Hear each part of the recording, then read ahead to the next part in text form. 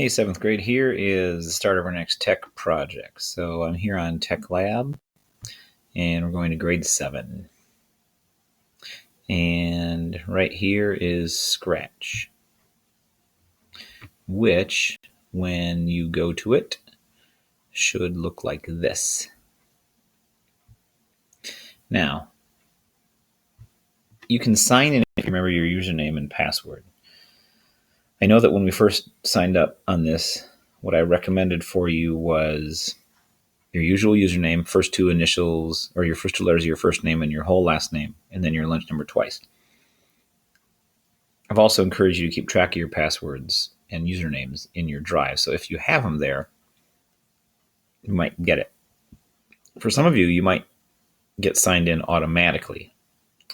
We'll just have to see how it goes. Now, if you end up not knowing it, or you're not sure, you can't figure it out, I can't help you today, but you could try to join again. And to join again, you have to go to Join Scratch. And your username, again, if I was doing it, I would do this for my username. And my password would be my lunch number twice.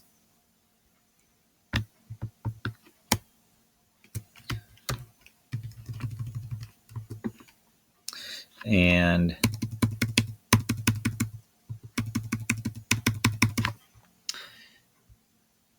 get to the next thing and put in your real month and year of your birth, whenever it might be. Tell if you're male or female, and you're from the United States. I thought I did select a country. Try that again. There we go. All right, fine. And then for an email address, this is if you do lose your password. Now, if you have a separate email address from RCLS, you could use that one. Or if you can't, or if you don't, your email address will not get the emails, but I will, and I get everybody's. I'd like it, even if you lose it, that you'd use mine. All right, and then that'll get you in. So again, username, password, I'd recommend lunch number twice, put your birthday and all that stuff in, and then put my email address if you don't have a separate one, and we'll go from there. Now, when you get in, you can go to your folder here if you have one. We're going to make a new thing, so you might as well go right to Create. And I'm going to go to mine to show you what the 7th grade Scratch Challenge is. I think you're going to enjoy it. Oh, mine's up here. 7th grade maze. Now I'll show you the steps to start on today, and we'll see what you do. Now, I will put some of these steps on a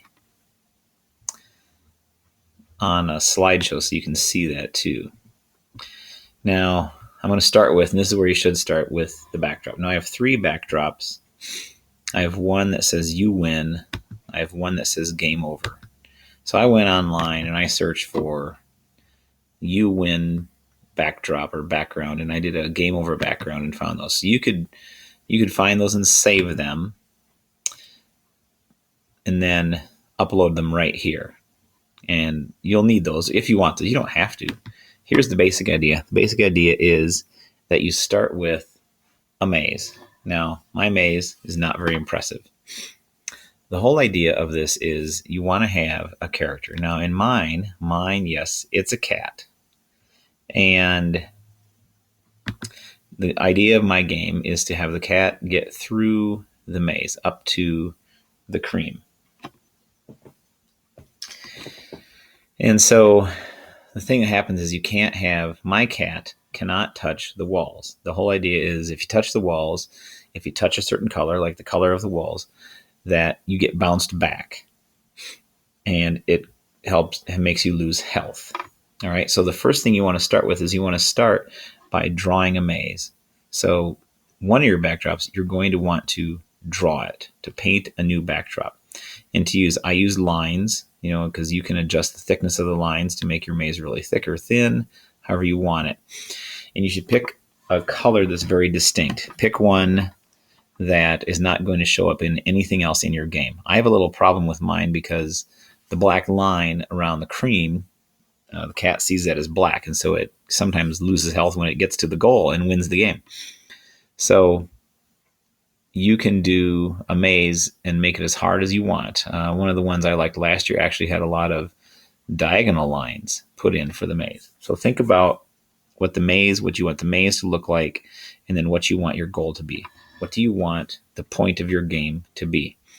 Now, some of the ideas that you can put in here later would be like this sprite. This sprite is just like a spinning spike. And so mine, it spins as it goes. I'll show you a little bit of this. It just, when the game starts, it shows it and it turns forever, and then it waits for a little bit. And then I just have it gliding back and forth for so many seconds. So mine just goes back and forth. All right, that's all it does. That's not a bad place to start. Is you do the backdrop first, and then make the enemies the things to avoid or something like that. And one of the ideas somebody else told me was you could make another sprite here. By the way, that's a sprite you have to create here. I just drew it right there with the paint new sprite. Somebody else had a thing where, kind of like this one, you have a wait and a show. You could have, when the game starts, you could draw something like some sort of a red line or some other colored line, and then it shows up at random times and in random places, because you could say when the space bar is pressed, you could say wait, like this, like a random thing like this, and then you could have it go to, instead of glide, go to is right here. You could have it go to some random location, because your whole entire thing is X. Right here is your X and Y. So if I go right here, it's X of about 240. So it's 240 to 240, or negative 240. And up here it's 180 to negative 180. So you could just pick random numbers, for X and Y. You could do something like this. You put this in here and you say, for X, put that in there. And then you say, go to, for X, let's see, what did I say? Negative 240 to 240. All right. And then do 180 to negative 180 for the Y, and just put random numbers in there. And then you could have some, like I said, some red laser line or something show up, and then it shows up at a random location, and you could have your cat or whatever touch that too. So, but I'm getting kind of ahead of myself, because today you want to get your maze made. You want to figure out who's going to be the main character, what's going to be the goal. You notice the main character going through the maze and the goal, they're all sprites.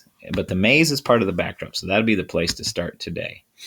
And then what I'll do is I'll give you the code stuff for my cat to go through the maze. And basically what I do is I have up and down and right and left arrows that show you how to move. Up and down is changing Y, left and right is changing X, and I have them pointing in certain directions. And then there's this part here that says, what happens, where to go at the beginning of the game if you're touching color of black.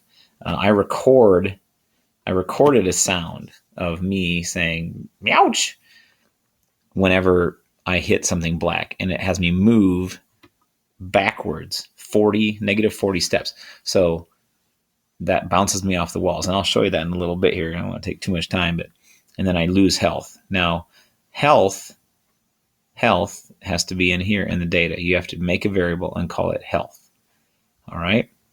So I would say start on the backdrop, figure out who your characters are, and then start trying to get your cat or your whatever to move through the maze. Now, if you want a sprite that they already have, you could choose one from the library. You, of course, could draw your own thing to move through the maze, but you can upload any picture, or you could take a picture yourself, and then you could move through the maze, which would be kind of cool. anything you find online, you can upload. Remember, the best ones that'll work is if you search for something that's a PNG. I think I searched for a cat PNG when I did this. So I hope that'll give you a good start, and then we'll keep rolling when I see you guys again.